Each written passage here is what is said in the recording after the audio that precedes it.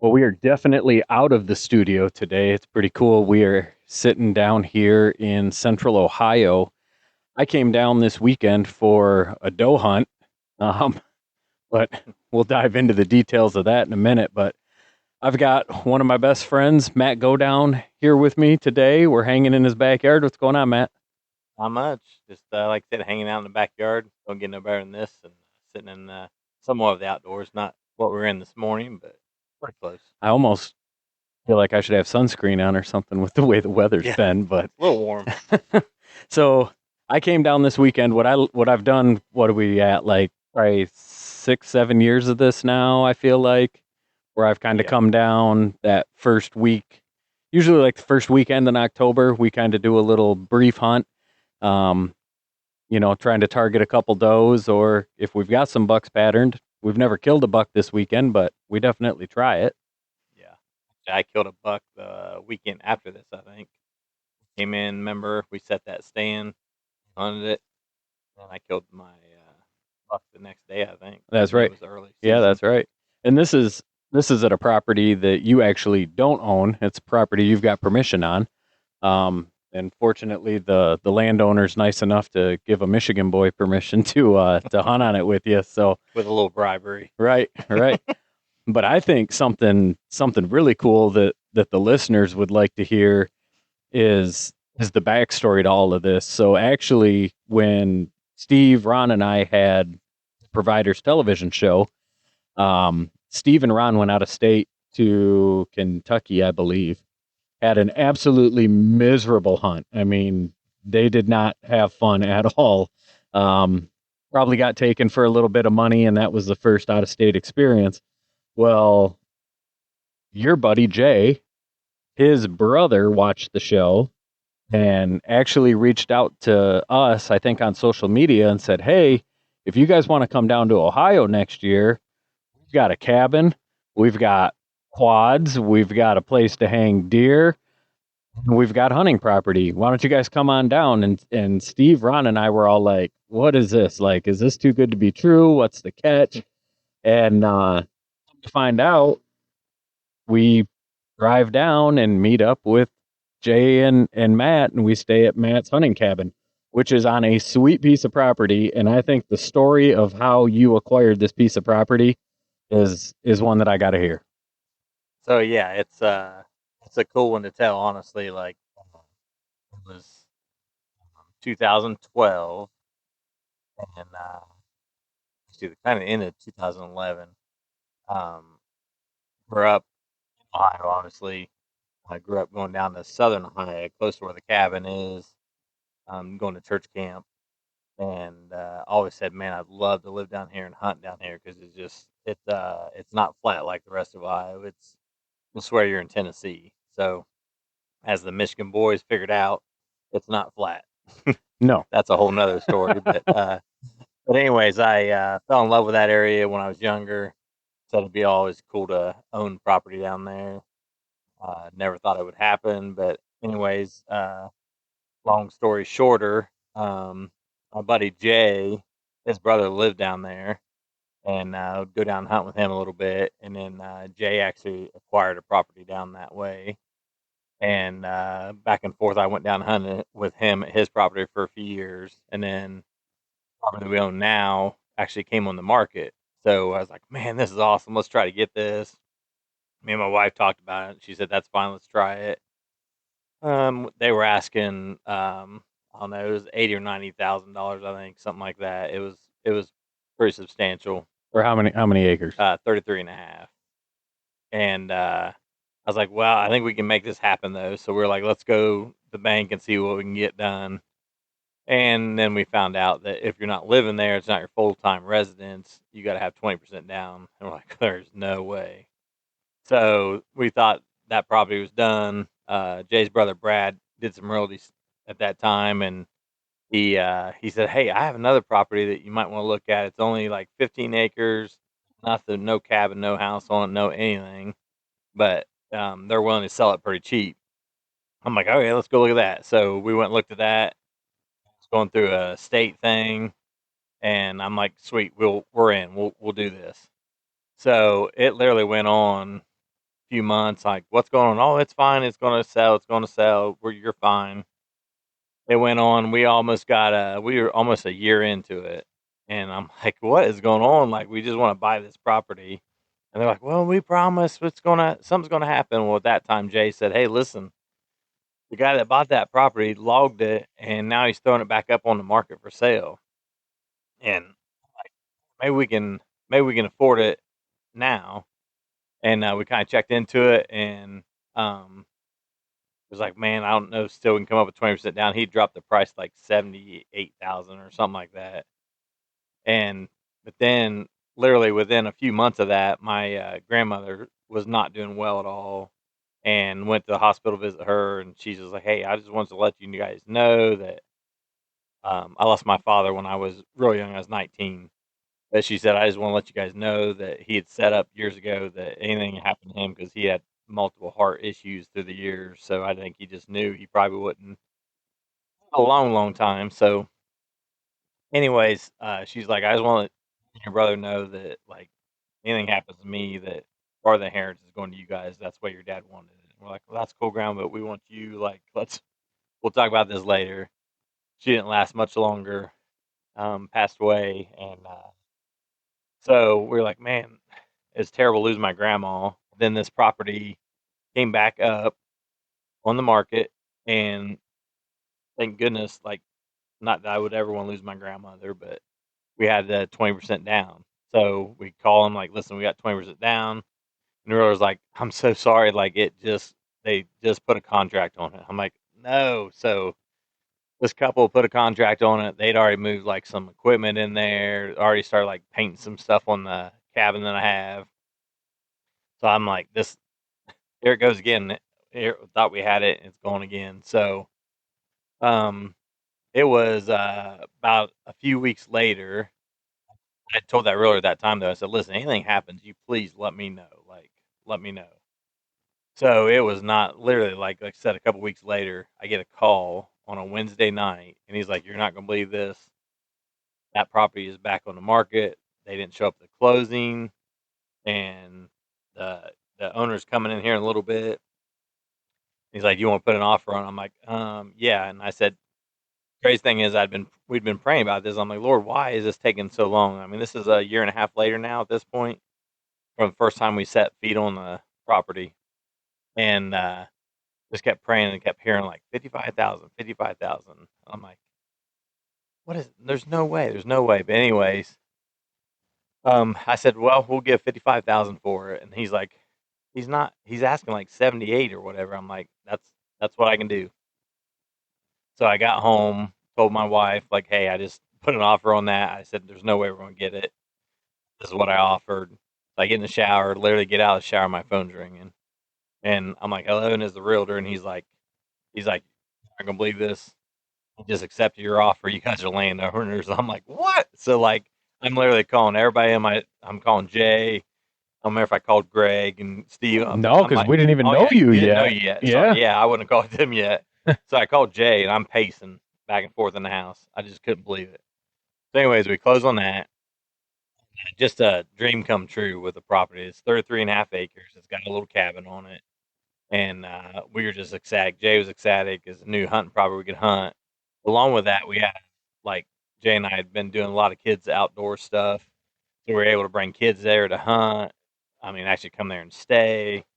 And so, yeah, it was a totally God thing how we got this property. And then next phase is the part of what the Michigan guys come in. So Greg can fill you in on that first initial part of that. But that is cool though, because still every year you bring at least one kid in when you guys do your giveaway hunt at Yeah. your event through your church, and you've been successful almost every kid that's been in there, haven't you? Yeah, we've Has had got a a lot of chance. success rates for sure. Yeah, which is awesome. Yeah. And so the first year we came down was 2014. Yep. So you had the property for 2 years at that point? Yeah, because we closed in end of 12 right there at 13. So yeah. And it was a cool chunk of property because I feel like it hunts bigger than 30 some acres. Like 30 some acres doesn't seem big, but it's got a couple of good sized ridges. It's got a ravine through the middle of it. There's a creek on the backside. You've now got a pond there, Yeah. tucked back in the woods. Like there's a lot of opportunity to hunt. But when we first came down in 2014, it was a good property, but it had been logged. I mean, they took a lot of lumber out of that place, Yes. and it's been fun over the course of our friendship. Steve's come down, Ron's come down, I've come down numerous summers. We've done projects and the Now Steve's undergrowth. bringing his kids down. Right. Yeah. You're getting ready to bring your Yep. girl down. My daughter's coming down for the first time to be in the cabin, but we've all kind of put our heads together as to how to make this property better. And now that the undergrowth is starting to come in and some of those trees that were saplings when you first bought it are 11, 12 years old, it's becoming like a sanctuary down there. And it's just such a cool spot to hunt. Like old, I don't even know what year the cabin was built, but it's very rustic. 1903. 1903. Super rustic. We got to stoke the fire in the living room, like little living room, one little bedroom, a kitchen, and then you put that Murphy bed in the kitchen. So Matt actually sleeps in the kitchen. Mhm. Put in a shower, washer and dryer. Like it's perfect. And we just kind of converted the back porch into a bathroom now. It's an old back porch, and now it's the laundry / bathroom. So it worked out great. Yeah, and it was awesome because the first year we came down, we knew nothing about you guys. Like our connection was through Jay's brother. Yeah. Really. It was through phone conversations. Yeah, we never talked. You, Jay, and us never even talked. No. Yeah. No, Jay's brother was like, come on down, and when you get there, go to my brother Jay's house, which is next door to the property. He'll get you down into the cabin. And Steve and I left and came in at like 1 o'clock in the morning. And this cabin is in a very, very rural southern Ohio area. I mean, the road to get to it's basically a 1-lane road. If a car's coming both ways, somebody's got to give a little bit to let them by. And 1 o'clock in the morning, Steve and I are driving through all these hills and curves and twists and turns. And our wives are like, you guys are insane for doing this. And it's turned into a 11-year friendship now. And here we are sitting on your back porch. Yeah. Hanging out, and it's so cool. And now you guys come in a few times a year instead of just one time a year. And Yep. I go up there too. So it's turned into a really cool relationship. And you've been up rabbit hunting, you've been up ice fishing, you've been up duck hunting, goose hunting, Yep. turkey hunting. Yep. It's such a cool thing to unexpectedly kind of fall into a friendship like that, but being able to do that with Jay and Matt's just been an awesome experience. So, and that's another thing we look back. If we wouldn't have the cabin, none of this would have came about because we wouldn't have had anywhere for them to come. Right. And so it's the old cabin's got a cool story behind it. And that's that. Like when you told us that story, so you're definitely a Christian man who attends church very regularly, helps teach youth groups. I mean, when it comes to religion, Matt is our buddy that we call our religious friend, And it's not that these guys in line. It's not that we aren't religious, but Matt is very much so religious. And when he tells that story about how, him and his wife just praying to God that something's going to happen with this property, and then this like flat out miracle comes around, not only the price that you get it, but the fact that it's under contract and the contract falls through right at the same time that you fall into some extra money, due to family situations. Like the whole thing is like this divine intervention. And then we look at it as, and all of that led to us becoming friends. Mm-hmm. Like it's just such a cool story to live, every time I come down here, it's kind of just like Ohio's my fairy tale world where I wish I lived down here all the time. But, and let me just clarify, I'm not a religious guy, I'm a Christ follower. So. Yeah, all right. There's a million religions out there, but yes, Christ is my one and only. So all right. And so that's the property we call that the southern property, Yeah. right? That's Matt's property. But then Matt actually lives more central Ohio and has a property here that he's got permission on. How many acres is that?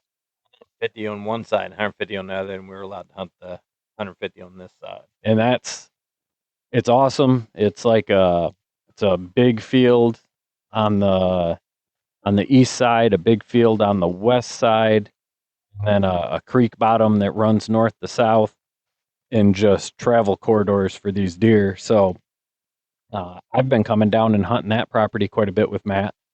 So I came in this weekend thinking, hey, we're gonna do a doe patrol.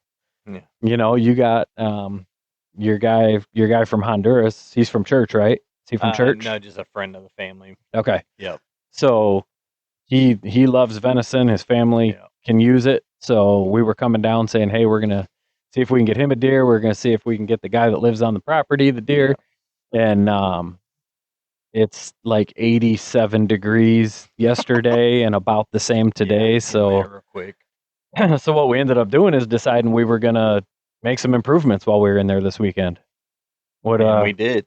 we did. So why don't you walk me through a couple things that we've done in the past 2 days? Yeah, it's exciting. Like I said, we was just going to do a doe hunt. Last year we got that guy a doe, and he was just ecstatic. So it's so cool for that. But yeah, it was planning on doing it, but we have like one set we already had, so we just enhanced the access to that. Where now literally it's, I mean, 50-yard walk into it, where it used to be probably 300-yard walk from the truck to get around and down and through the bedding, like there was no good way to get in and out of the stand, and then down a ravine, which could be sketchy if it was wet out. But now that one, like I said, literally slipped right in. That's the one Greg had a really good encounter with, the biggest buck we have on the property and have seen for quite a while. He had to have been close to 180 inches last year. Yeah. And slid in on me. Actually snort wheezed him back down the ravine after he ran all the way up it. And he came down and stood behind a huge oak tree for 37 minutes. I know the exact time. And didn't take a step until after dark, to the point that I actually started to pack up. And I don't know if he walked away. It was pitch black by the time I got out of there. But I actually came and picked Greg up on another part of the farm just because he went out a whole total different direction. Yeah. From that deer. So that's a good deer. So we got that spot set up, which all the spots that we did this weekend are now better simply because we've improved our access. So I've kind of been chipping away at some of this stuff for a couple of years trying to figure this property out. And I think now we've got 5 sets out there. Yep. And we legitimately think we're probably in the 5 best parts of the property as far as travel goes. And then some of it was still, how do we get in and out of there without bumping deer in the morning? And I think we can officially say now that we have access points. Maybe we got to walk a little bit further, but if we can slip in off of one of those big fields on the north or south end and slide down into a stand down towards the creek bottom, and those deer don't hear us, man, our chances are going to just skyrocket here when we come back in the first week of November. But what was so you were hunting kind of a small field. There's a small field on the property the first day, and you had a spot that you wanted to relocate to. Tell me a little bit about that. So yeah, we have a small, we call it the orchards, in between the big field and a smaller field, which is a really nice spot. But that's another one you got to walk through a pretty good chunk of the property to get to. And why hunting that stand numerous times, I've seen and heard deer travel in another area close to the creek. So on the way out, I'm like, we got to get a set over here. So that's the second set we kind of set up. Now we can literally access it. Like even this morning, we set it yesterday. This morning I went to go in and walk into it, and I almost walked past our new access just because I was expecting to walk another 100 yards. It's just weird to be able to slip in so quickly. So literally now we slip right into that. We're hunting a whole creek bottom that we can see multiple different paths, multiple different areas. And I mean, it's just a highway in there, like multiple paths come together in this area. So super excited about that because especially when the rut kicks in, we have heard and seen numerous deer chase and run in this area. So we're ecstatic about that set too. So And we went in and hit it hard too. Like yep, we hunted until about 10 o'clock yesterday, which was Saturday. yep, We hunted until about 10 o'clock today. The lows were only getting down to like 55, yeah, and by 10 o'clock it was up over probably 80 degrees already. yeah, just sweating.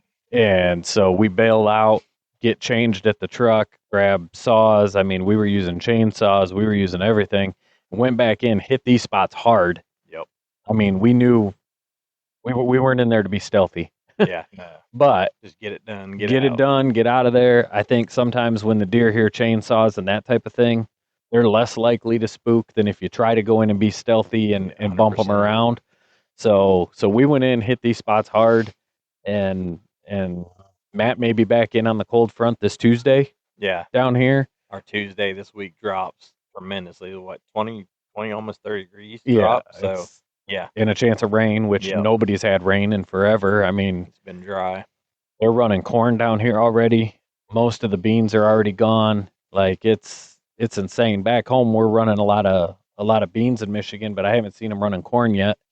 And I think we're in the same boat where we're supposed to be getting a big temp drop too. Hopefully, that's going to get some deer up on their feet there. So I think um, that's going to be around the 9th of October. So the cold front's probably going to happen before this episode drops. Yeah. But I think it's going to be the first chance for some people to get out and see if they can put some big deer on the ground. So, well, awesome. And then our third set we moved this weekend is another spot that's it's right off of a big ravine. And actually, Steve came in last year, and we was doing a little doe patrol, and he actually just it was so funny. He came in, he's like, "Where am I going?" I'm like, "Right up here on this ridge, just right in here." And he's like, "Well, where's the stand?" I'm like, "There's no stand." He's like, kind of chuckle, like, really, there's no stand. He's like, okay. I think he thought I was a little crazy, but I'm like, just trust me. Anyways, he sat on this ridge right up next to a tree, and he saw more. He saw I don't know how many different does that weekend. So let him tell the story about that sometime, though, that he did not successfully take a doe. But anyways, that's another episode for Steve to rebuttal. But anyways, we went in the same spot and actually put a set of sticks. How we can saddle hunt right over this ravine, and like Greg said, we went in. You should see it. We cleared a runway in there today, so you can multiple shot opportunities all the way around you. So it's really cool. So we're super stoked about that one. So like I said, we didn't get any deer on the ground this weekend, but my lands we are excited about just our sets now. So Oh yeah, I think what we did this weekend is going to be a definite game changer. yes, Come number one, anytime you go in from here on out. But when I come down in November, um, Steve, Ron, and I are coming down November 1st this year. So we're actually going to be maybe a little more into the seeking phase rather than into the rut. And I'm hoping these bucks are going to be up on their feet because the way this property hunts, it's just a funnel as far as deer movement running along the edges of those creeks. And the spot that we did today is just a shelf up off the creek bottom, and it's full of nasty underbrush. Like the deer love to be down in there, and we know they bed there, but we're also coming in off of probably a 30-foot high ravine, right? yeah, And we're only coming 10 to 12 feet down the ravine straight in from the top side. Any deer down in that bottom's going to have no clue that we're even set up on them. And come daylight, it should put us right in the money spot. So hopefully good things to come. You're probably going to put a monster on the ground before I come down Yeah, anyway. I'd say this year I'll take one out before you come in. I'll film you. Yeah, that'll work. That'll work. I'll take that. Well, I think that's probably going to do us for this week. That was a lot. I got a long drive home. I got 4 hours yet to get back home. So, but we'll get Matt on another episode here for sure. And hopefully when we get everybody together down here in November, we'll have Steve, Ron, Jay, Matt, Logan. See if we can get a microphone in front of everybody. That should be interesting episode with all of us together. That's not going to be good. One of them that Matt's not going to let his family members listen to. Yeah, there will be a leaf turning event during that, which we'll have to expand on that later on too. But yeah, you'll probably see a leaf. I got a lecture from Matt's wife Kendra because she's a non-hunter, but she is a good friend, so she's trying to get caught up on the podcast. Just listening to all the insanity that Steve and I talk. Yes. And we walk in from hunting yesterday, and she's giving me crap about episode 3 where I'm talking about, and those are just the kids that we know we have. Not good. She's like having a second wife when I'm away from home. So yeah, her and Erica probably will have some stuff to say about that. I'd say coming up. Oh, I'm sure. So we definitely got to get some wives on here and see the other side of this. Especially the episode talking about when they came down the first time. The wives were on both sides not agreeable. Like, these guys are coming from where? You don't even know them. And Greg was hearing the same on his side. So. Oh yeah, yep. So. Well, all right, buddy. It was good hanging out. It was a good weekend. Yeah, great weekend. Getting in here to the middle part of October. Game on. Yep. One of my favorite times to hunt. Yep. So we'll cover that part in another episode, though, because I don't think the October lull is a real thing. No. So, all right. Well, thanks for tuning into this week's episode of The Providers. If you guys want to send us any questions or comments, go ahead and do that at our Gmail address, theproviderspodcast@gmail.com. Go ahead and send us anything you want to there. Make sure you're checking us out on Facebook, Twitter, Facebook, X, and Instagram. And you can always check us out if you want to see the video version of this podcast on the YouTube channel. So until next time, good luck out there hunting. See ya.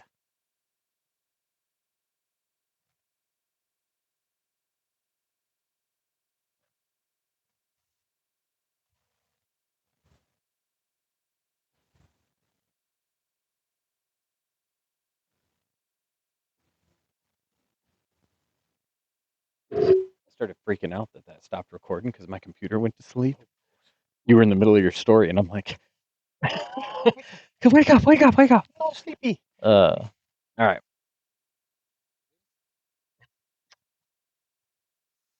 Well, welcome to episode 8 of The Providers this week. I am sitting out in the sunshine with my swimsuit on at my buddy Matt's place here in Southern Ohio. We are in the quote-unquote mobile studio hanging in the backyard, but it is actually 85 degrees out, which is not ideal for any kind of hunting. But this week we're going to tell you how we try to get it done. We're going to tell you about some changes that we've made to some property here recently to get us ready for the season, or the rest of the season, I should say. And then Matt is going to fill us in on a really cool story about how he acquired an awesome little piece of hunting property down here in Southern Ohio. This is going to be a fun episode, you guys. Yeah, it's going to be exciting. It's a lot of good stuff.